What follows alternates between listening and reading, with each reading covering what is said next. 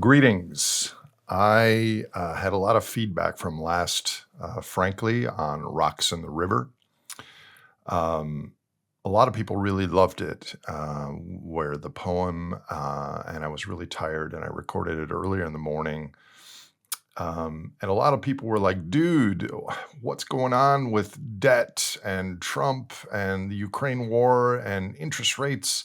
What's happened to you? You're talking about soft psychology topics, and we like it when you had Dennis Meadows and people talking about oil depletion and all that. Um, so I would like to discuss the overlap and the integration of thinking and feeling. There are a lot of really important biophysical, macroeconomic things happening in the world. And I do have a lot to say about those things that are relevant in informing possible paths forward. But I want to take another stab at this dichotomy between thinking and feeling today.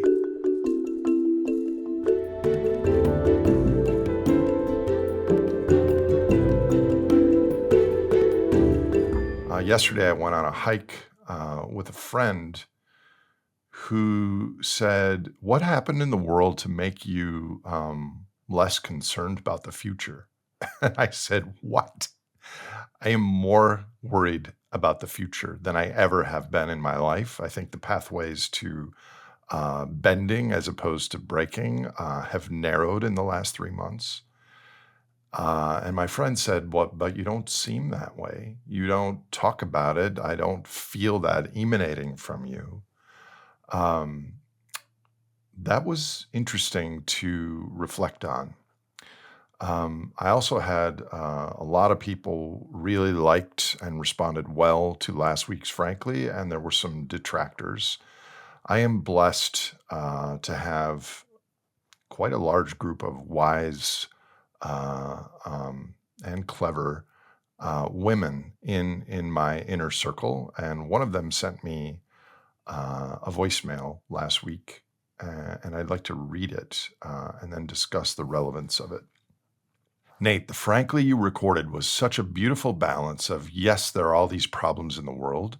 No, we're not bypassing and pretending they don't exist, but there is also so much beauty and so much love and living and being and feeling in every moment. I mean, the snow and the dogs playing, there is play in every moment. To just do what so many people normally do and narrowly look at the problems creates more of the problems, because then the solutions are all emergency, and then onboarding everyone else to the hell that's on earth, and then everyone else only sees hell. And then when only hell is seen, then all the solutions are fear-based and anger-based and control and power. So I thought the Frankly was just a beautiful balance of both parts of life, the light and the dark, the shadow and the sunshine.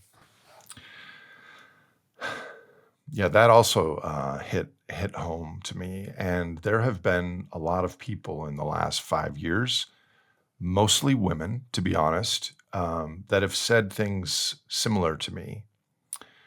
And I didn't get it. I'm like, yeah, but look at what's happening, and we're printing debt and doubling it every 8 years, and our productivity and GDP is only doubling every 25 years. And look at how fast oil is depleting, and we're having to run faster and faster. Don't you get it? And maybe I didn't get it. Um, I think there are multiple dichotomies in how we approach the human predicament.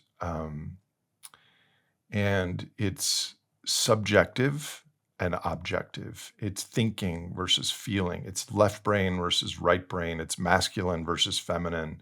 It's narrow boundary versus wide boundary. It's analytical versus embodied. And we can't be on one side of each of those equations. There has to be an overlap between those. I was thinking yesterday,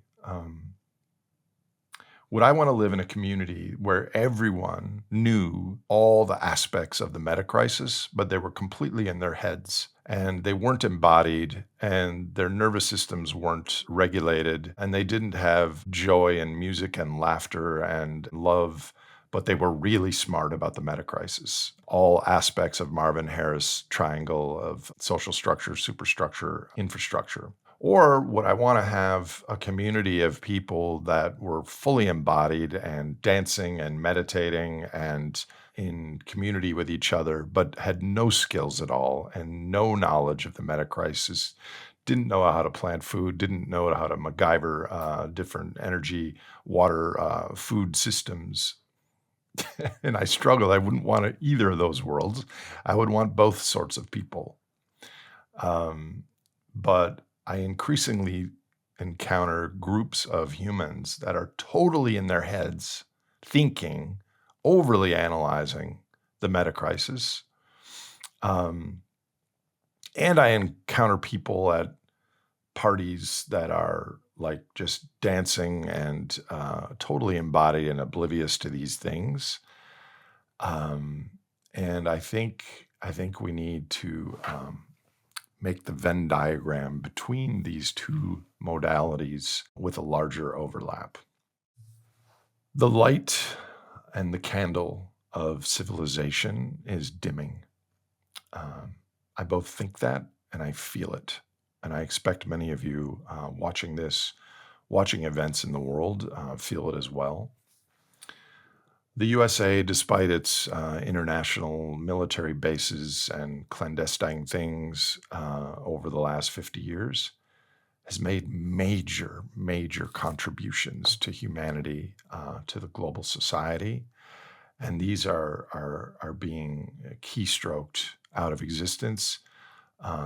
United States government agencies have worked tirelessly to generate and disseminate vital knowledge of the planet and our systems. Two prominent examples are NOAA and NASA, but there's also U.S. Weather Bureau, Fish and Wildlife, the Park Services, EPA, DOE, even the IEA.